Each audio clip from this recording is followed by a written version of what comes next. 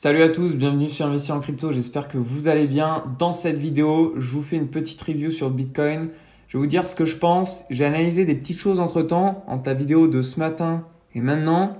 Et je vais vous faire partager tout ce que j'ai pu voir. Pour ceux qui ne me connaissent pas, moi c'est Rémi. Ici on apprend à investir dans les crypto-monnaies et devenir rentable sur ce marché. Je vous rappelle, aujourd'hui, on a crash. Enfin, surtout depuis ces 2 derniers jours. Et donc le Bitcoin est littéralement passé, vous voyez, d'ici 45 000 $ au plus haut, jusqu'à aujourd'hui 38 400 $ au plus bas. Donc si je prends la target la plus haute qu'on a pu atteindre jusqu'à aujourd'hui, on a fait du moins 15%. Ce qui est énorme et ce qui est extrêmement profitable pour les personnes ayant pris des trades, vous voyez, à ce moment-là. Chose que on peut voir, vous voyez, si on zoome un petit peu. Alors là, vous voyez, j'ai fait quelques petits dessins.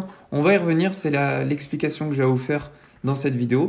Et bien, vous voyez ici, on a eu énormément de personnes prenant des shorts. Donc, toutes ces personnes-là sont très profitables. Maintenant, je vais vous montrer les potentiels targets. Vous voyez que j'ai noté, on avait ici celle des 40 000 $ qui correspond à la zone des 1,618 de l'extension de Fibonacci. Donc, par rapport à ça, moi, voilà ce que j'ai en tête. C'est que dans les heures ou jours qui suivent, peut-être qu'on ne bougera pas avant lundi, avant la réouverture du marché américain. C'est tout à fait probable. Voilà ce que je pense. Je pense que le Bitcoin peut partir ici, retracer le mouvement de la baisse qu'on a fait de moins 15% jusqu'aux 40 000 $, car c'est une target psychologique. Par la même occasion, on comblera ici, vous voyez, la zone d'imbalance, peut-être une mèche jusqu'aux 40 400 $. Donc je peux l'augmenter, vous voyez, pour être un petit peu plus pessimiste si on est short et optimiste si on est long. Donc vous voyez, je verrais bien le Bitcoin monter peut-être jusqu'aux 40 000, 40 400, combler la zone d'imbalance qu'on a juste ici, partir plus bas, aller chercher les liquidités qu'on a ici aux 37 300 $, puisqu'on a beaucoup de stop loss et également des liquidations à aller chercher ici. Et pourquoi pas éventuellement aller chercher ces liquidités aux 34 300 $.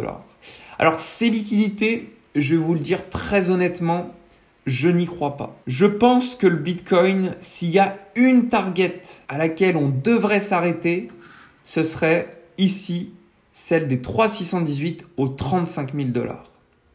Il y a plusieurs raisons à ça. La première, c'est une target psychologique. C'est notre extension de Fibonacci également, mais pas que.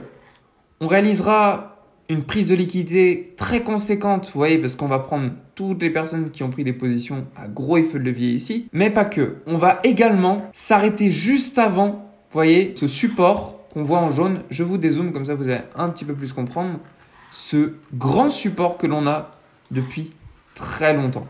Donc, il y a de cette forte probabilité qu'on puisse s'arrêter avant et ne pas mécher en dessous. Donc, c'est la raison pour laquelle, s'il y avait une target sur laquelle il faudrait s'arrêter, ce serait les 35 000 $. Je vois mal le Bitcoin partir en dessous.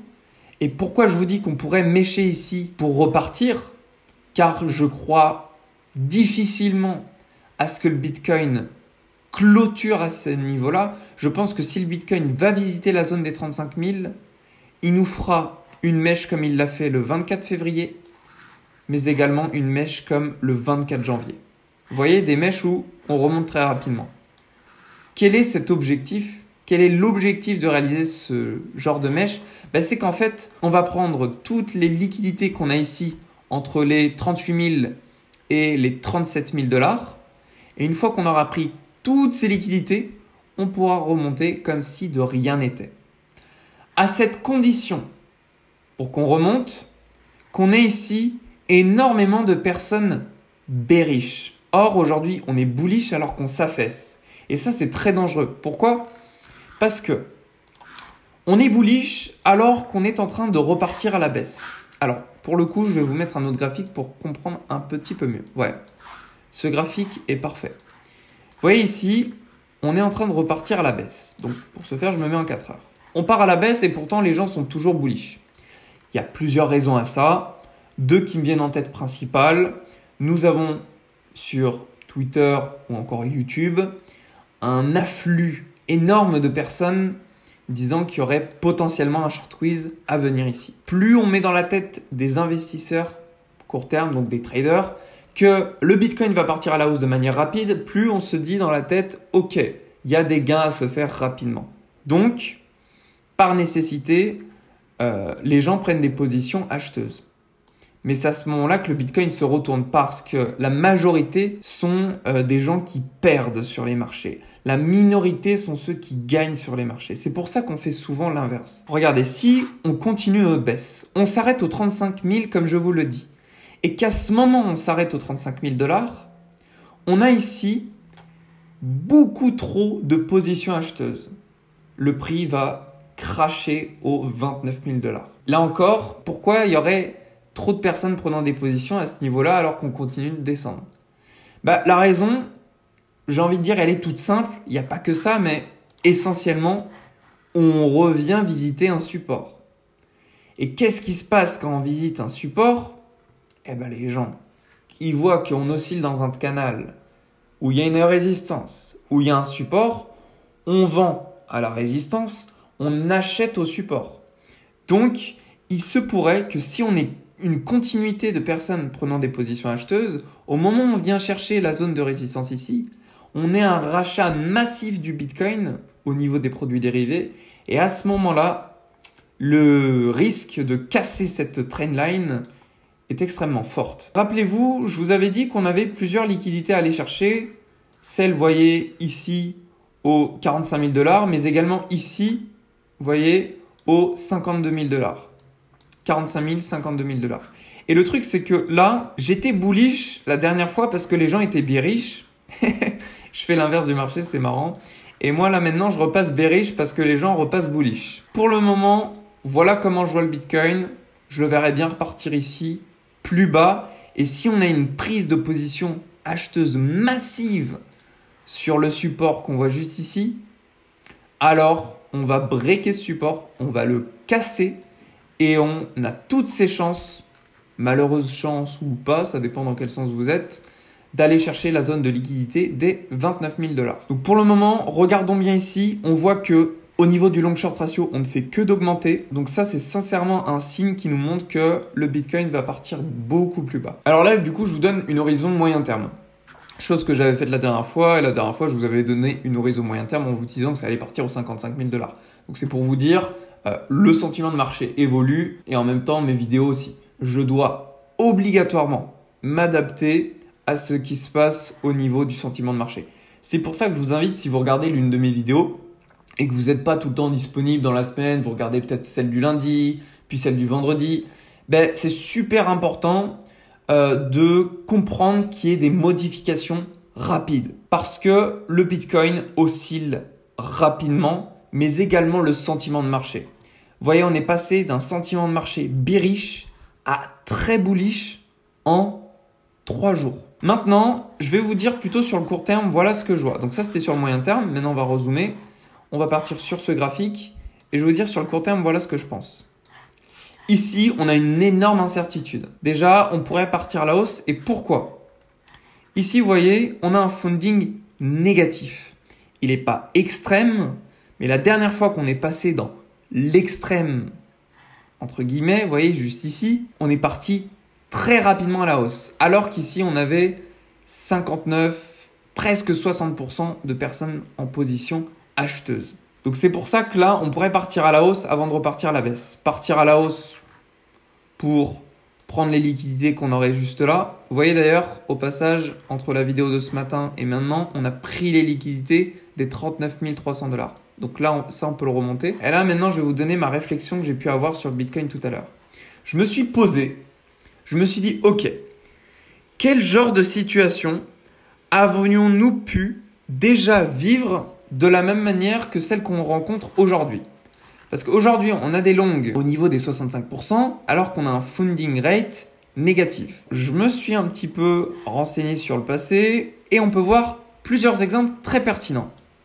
Premier exemple, ici on avait un long au niveau des 65 à 70%, plus ou moins là où elle se constitue aujourd'hui, et on a eu une descente, alors qu'on avait un funding rate négatif. Ok, plutôt bonne nouvelle si on prend une position vendeuse à partir d'aujourd'hui. Ça peut me donner une indication que le prix pourrait faire plus ou moins la même chose. Vous voyez, ici on a fait une légère montée et puis après on est descendu. Là on fait une légère montée et puis après on pourrait descendre. Ça c'est le premier point. Ensuite, j'ai reculé encore un petit peu et je me suis rendu compte que il y avait un autre moment sur le Bitcoin où on avait vécu la même chose. Ici, un long autour des 65 à 72%.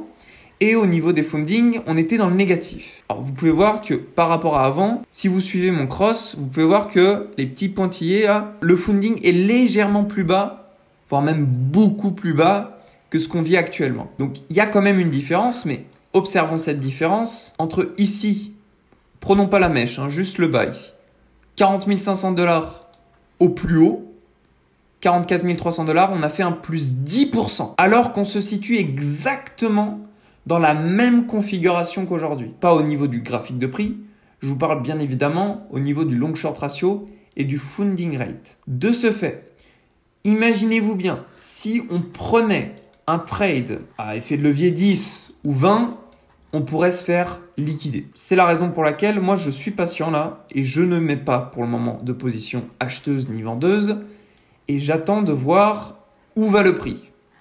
S'il part à la hausse, aux 40 400 et que là on voit ici 70% par exemple au niveau du long et que là on repasse dans le positif, là j'ai tout pour me dire que on peut partir à la baisse directe. Ça me ferait pas peur. Mais là, je préfère dans cette configuration actuelle rester patient car un mouvement pourrait éventuellement se préparer à la hausse avant de partir à la baisse. Donc voilà tout ce que j'avais à vous dire par rapport à ça. Et puis également, si on peut comparer, vous voyez celui qu'on avait vécu ici, la petite baisse, on avait des liquidités à prendre, beaucoup de liquidités à prendre. Or ici, vous voyez, on a beaucoup moins de liquidités par rapport à là. Donc c'est ce qui m'invite à dire que, ouais, le Bitcoin, il pourrait très bien stagner beaucoup plus longtemps, peut-être jusqu'au lundi 7 mars, stagner pour faire quoi? Pour créer de la liquidité autour de la zone des 38 500 $ et ensuite partir à la baisse. Voilà ce que je vois. Maintenant, n'hésitez pas à me dire de votre côté, vous, ce que vous voyez sur le marché. Peut-être qu'on a une vision différente et c'est ça qui est intéressant. J'espère que cette vidéo vous a plu. N'hésitez pas à me donner votre retour comme je vous l'ai dit. Et puis, je vous souhaite à tous une très belle journée. Prenez soin de vous et on se retrouve dans la prochaine vidéo.